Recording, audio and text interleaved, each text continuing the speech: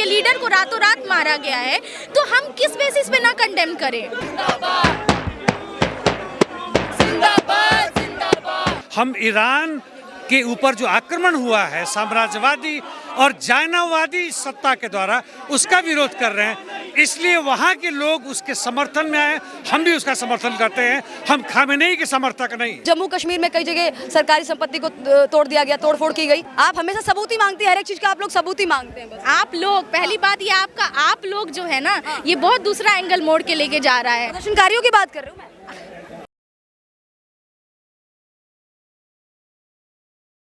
JNU के लोग अक्सर ढपली बजा करके विरोध जताते हैं और यहाँ पे नारेबाजी अभी लग रही थी।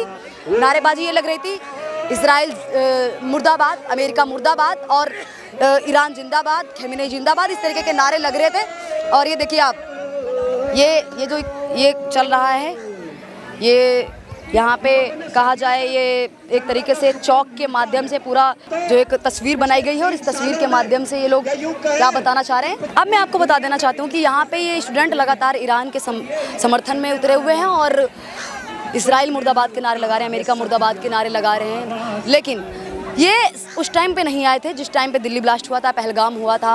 और बात की जाए ये जो बांग्लादेश में दीपू चंद्र दास को बेरहमी से मार दिया गया था कट्टरपंथियों द्वारा, उस पर ये लोग नहीं आए थे। वहाँ पे इंसानियत खतरे में नहीं थी, वहाँ पे किसी और मज़हब का व्यक्ति है वो मारा गया था, शायद यही भी कारण हो सकता है। और इतने सारे उरी, पुलवामा और ये दिल्ली ब्लास्ट और ये बात की जाए पहलगाम, ऐसे हमले जिसमें धर्म पूछ के लोगों को टारगेट किया गया, उस पर ऐसी कोई तस्वीर नहीं बनाई गई, उस पर आतंकवादियों का खुलकर विरोध नहीं किया गया। लेकिन आज जो कहा जाए मीलों दूर यहाँ से ईरान, जिससे कहा जाए यहाँ के लोग कभी ईरान गए भी नहीं होंगे, कोई लेना देना नहीं है ना इनसे, उनसे कभी मिले होंगे। खमेनेई के लिए इतने जो लोग अलग अलग जगह पे आंसू बहा रहे हैं। हमने वहाँ की कहा जाए जम्मू कश्मीर की तस्वीरें देखी।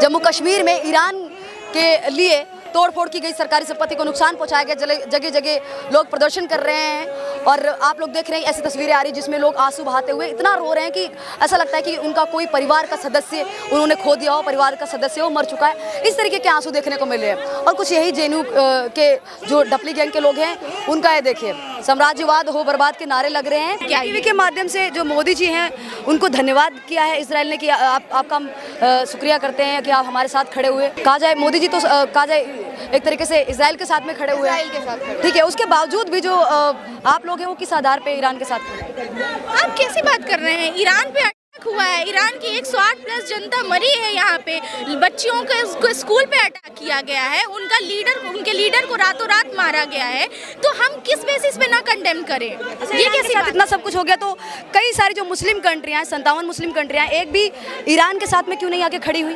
क्योंकि वो सब यूएस प्रोपेगेंडा के साथ चल रहे हैं, वो सब ज़ायनिस्ट हैं और मैं उनको मुस्लिम नेशन नहीं मानती हूँ। क्योंकि उनके पास उन सब के अंदर एक पावर का डर है, एक पावर स्नैच होने का एक खौफ है, और वो सब इंसानियत से परे हट चुके हैं। उन सबको बस पावर से प्यार है, इंसानियत से नहीं। इंसानियत से नहीं है। अच्छा, आखिरी सवाल है, आखिरी सवाल आपसे ये है। एक सवाल, आप महिला हैं, एक बताइए, ईरान में महिलाओं को क्या प्रताड़ना नहीं झेलना पड़ रही थी?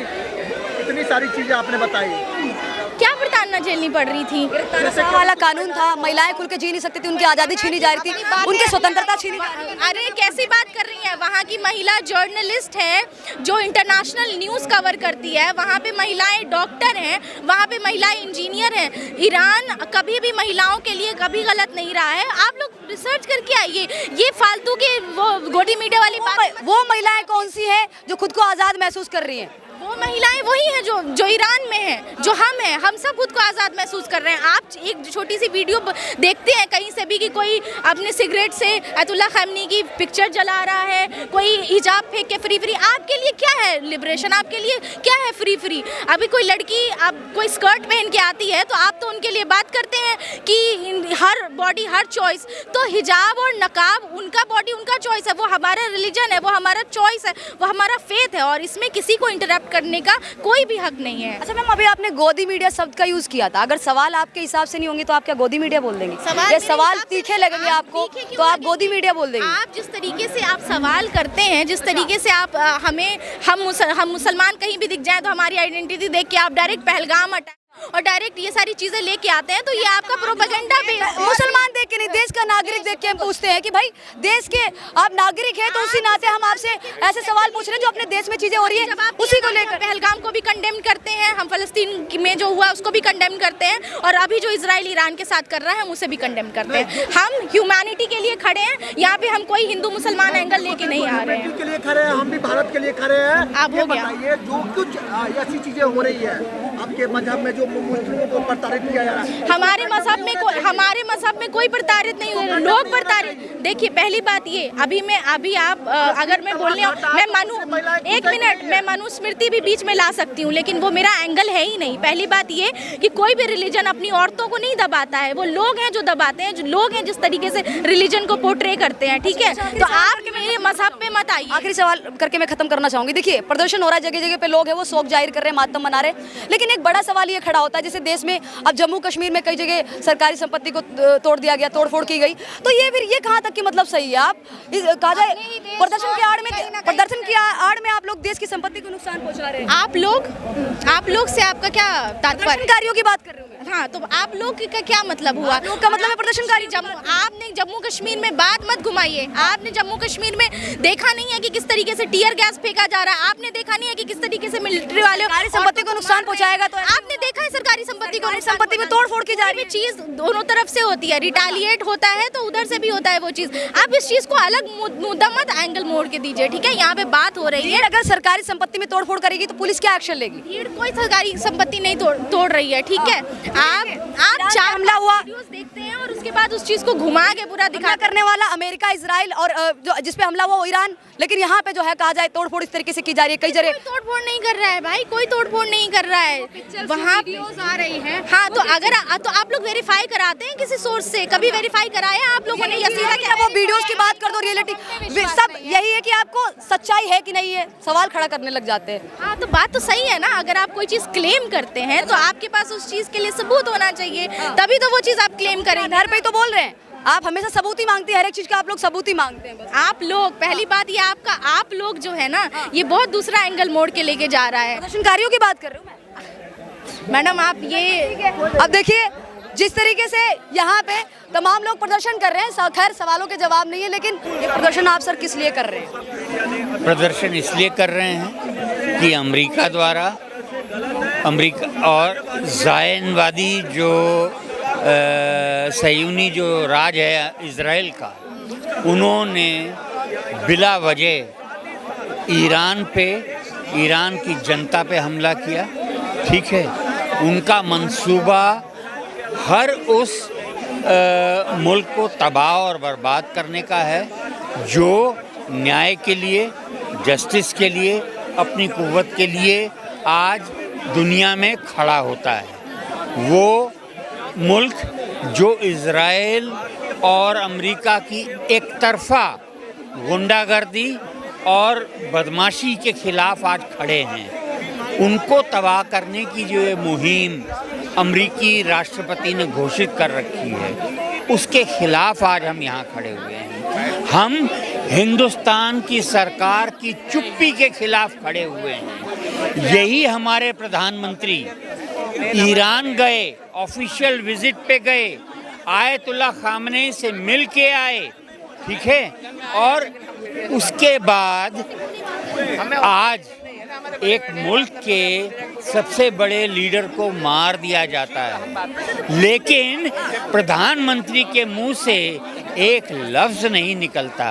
ये हिंदुस्तान के लिए, वो हिंदुस्तान जो एक समय पे आपको सर पता रहा होगा कि जो भारत है ये हमेशा न्यूट्रल रहा है, इंडिया हमेशा न्यूट्रल रहा है, न्यूट्रल नहीं रहा है, इसकी कोई इस तरीके की नहीं रहा। और अगर मोदी जी इजराइल के साथ खड़े हैं तो आप लोग किस आधार पे ईरान के साथ में? भारत कभी न्यूट्रल नहीं रहा। भारत की बड़ी स्पष्ट नीति रही है इससे पूर्व कि भारत फिलिस्तीन के साथ खड़ा रहा।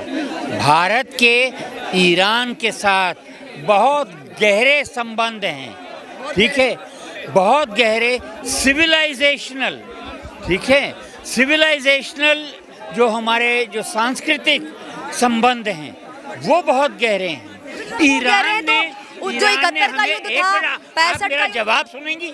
आप मेरा जवाब सुनेंगी? इसमें काटूंगी अगर आप थोड़ा सा वो करेंगे। मैं ये ऐसा पूछ रही हूँ है, कि आप अपना 71 काम कीजिए। सर 71 और 65 का युद्ध हुआ था उस समय। सर सवाल तो सुन लीजिए आप, आपने बोला उसका हम जवाब तो दें उसका, वो उसका बात का तो कर रखिए, बात तो रखिए एक बार। इन्होंने जो अपना बोल दिया, लेकिन जब मैं ये बोल रही हूँ कि 71 और 65 का युद्ध हुआ था, उस दौरान जो है वो ईरान है वो कहा जाए पाकिस्तान के साथ में खड़ा हुआ था। धारा 370 हो, सीए हो, एनआरसी हो, उसका तो खुलकर विरोध कर रहा था। जो ईरान है वो कह रहा था कि ये नहीं आना चाहिए। अच्छा यहाँ पे प्रदर्शन हो रहा है, चलो शांतिपूर्वक, लेकिन जम्मू कश्मीर में लाल चौक पे कहा जाए सरकारी संपत्ति तोड़ दी जाती है, तोड़फोड़ कर दी जाती है। देखिए इजराइल और अमेरिका हमला करने वाला है, ठीक है, जिसपे हमला हुआ है वो ईरान है। इसमें भारत में तोड़फोड़ क्यों कर रहे हैं? मतलब लोग प्रोटेस्ट के दौरान इस तरीके से अपना हाथ है वो कहीं ना कहीं साफ करने की कोशिश कर रहे हैं, मतलब सरकारी संपत्ति को नुकसान पहुंचा रहे हैं। ये क्या संदेश देता है? नहीं, बहुत अच्छा सवाल आपने किया। तोड़फोड़ की बात फिर कभी बातें करेंगे। हम तोड़फोड़ में विश्वास नहीं रखते। वैसे जहां तक अंतर्राष्ट्रीयता की बात है, हमारा नारा है दुनिया के मजदूरों एक हो, और इसलिए कि मजदूर वर्ग का जहां तक है पूरी दुनिया का एकमात्र एक ही दुश्मन है, वह है पूंजीपति वर्ग। और वो किसी रूप में हो, चाहे फांसीवाद के रूप में हो, नाजीवाद के रूप में हो, अभी साम्राज्यवाद जिसका सरगना पूरा का पूरा अमेरिका और उसके साथ इजराइल, यूके और नेटो है, वो हमारा दुश्मन है। हमारे भाइयों को, हमारे बहनों को, हमारे साथियों को जिनका शोषण हो रहा है, प्रताड़ना हो रहा है, उनको मार रहा है। ईरान में जब हमला किया इजराइल ने और वहाँ के जो आयतुल्लाह अली खमेनी की मौत हो गई, उसके बाद में कहा जाए इतनी सारी मुस्लिम कंट्रियां उठ के क्यों नहीं आई, समर्थन क्यों नहीं कर रही है ईरान का खुल के? सवाल है, बहुत बड़ा सवाल है। बिल्कुल, मुस्लिम कंट्री, मुस्लिम एकबद्ध नहीं हो सकता, धर्म के आधार पर नहीं हो सकता। राहुल सांकृत्यायन की बात याद करें कि भारत की जनता की एकता धर्म के आधार पर नहीं, बल्कि धर्म का जब दफन किया जाएगा उसके आधार पे होगा। आप देख रही हैं, और इसलिए हम जो है, हम खामेनेई के समर्थक नहीं है। खामेनेई भी वैसे ही डिक्टेटर हैं दूसरे देशों के, लेकिन आज की परिस्थिति में एंटी इंपेरियलिज्म यानी साम्राज्यवाद के खिलाफ में हम एक मिनट, ईरान के जनता के साथ है, ईरान का जो कम्युनिस्ट पार्टी है उसके साथ है, लेकिन अभी हम खामेनेई के विरोध के चक्कर में हम अमेरिका और इजराइल के कैंप में नहीं जा सकते। उसके पहले शाह जो है पहलवी है, उनके बेटे के साथ नहीं जा सकते। लेकिन एक और सवाल ये खड़ा होता है, जैसे जश्न देखने को मिल रहा है ईरान पे जो कहा जाए हमला हुआ, खमेनी के परिवार सहित वो भी खत्म हो गए। इसमें जो कहा जाए ये सबसे बड़ा ये सवाल खड़ा होता है कि इसमें जो भी लोग मरे हैं, अब यहाँ पे कई सारे लोग जश्न मना रहे हैं, ईरान में अपने आप को आज़ाद महसूस कर रहे हैं खमेनी की मृत्यु के बाद, और यहाँ पे मातम छाया हुआ है, इंडिया के अंदर मातम छाया हुआ है, पाकिस्तान के अंदर मातम छाया हुआ है। ये क्यों? मतलब वहाँ के लोग आज़ाद है तो अच्छी नहीं लग रही आज़ादी? क्योंकि तानाशाह की तरह भी कहीं ना कहीं आयतुल्लाह अली खमेनी को लोग देखते थे।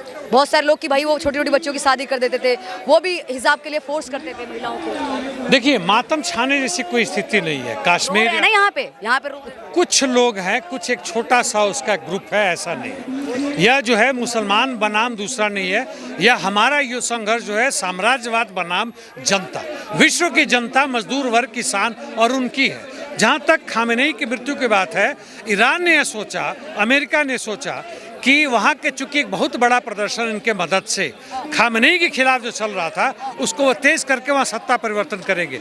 लेकिन इस हमले के बाद आप देखें, ईरान में जो प्रो पीपुल है, जो प्रो गवर्नमेंट जो आके खड़ा हो गया है, वह उससे 10 गुना ज़्यादा वहाँ की औरतें तक भी आ रही हैं। इसके पहले आपको याद होगा वहाँ के 15 से 20 लाख औरतें खड़ी हुई थी कि हम हिजाब के खिलाफ है, हमारे ऊपर प्रतिबंध उसके खिलाफ है, हम पूर्णतः उनके साथ हैं। लेकिन अभी के हालात में हम ईरान के ऊपर जो आक्रमण हुआ है साम्राज्यवादी और जायनावादी सत्ता के द्वारा, उसका विरोध कर रहे हैं। इसलिए वहाँ के लोग उसके समर्थन में आए, हम भी उसका समर्थन करते हैं। हम खामेनेई के समर्थक नहीं हैं। जी, खमेनी के समर्थक नहीं, इन्होंने बता दिया। अब देखिए यहाँ पे मुर्दाबाद मुर्दाबाद मुर्दाबाद। इन सब वीडियोस को देखने के बाद आप लोग क्या सोच विचार रखते हैं, एक बार कमेंट बॉक्स में जरूर बताइएगा। और आप लोगों को क्या लगता है, ईरान के लिए जो यहाँ पे लोग जो कहा जाए आंसू बहा रहे हैं, जो रो रहे हैं, जो अपने देश में ही रह करके कहा जाए मोदी जी पर सवाल खड़े कर रहे हैं कि मोदी जी हैं वो ईरान के लिए दुख क्यों नहीं जाहिर कर रहे हैं, उन लोगों के लिए भी मेरे पास एक ये सवाल है। एक मैं उनसे ये सवाल करना चाहूँगी कि आप लोग यहाँ जंतर मंतर पे दिल्ली ब्लास्ट को लेकर, पहलगाम को लेकर, पुलवामा को लेकर, दीपू चंद्र दास को लेकर कब प्रदर्शन के लिए उतरे थे?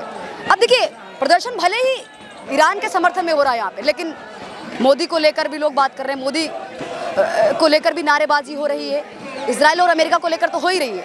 फिलहाल के लिए धन्यवाद। जय हिंद, जय भारत।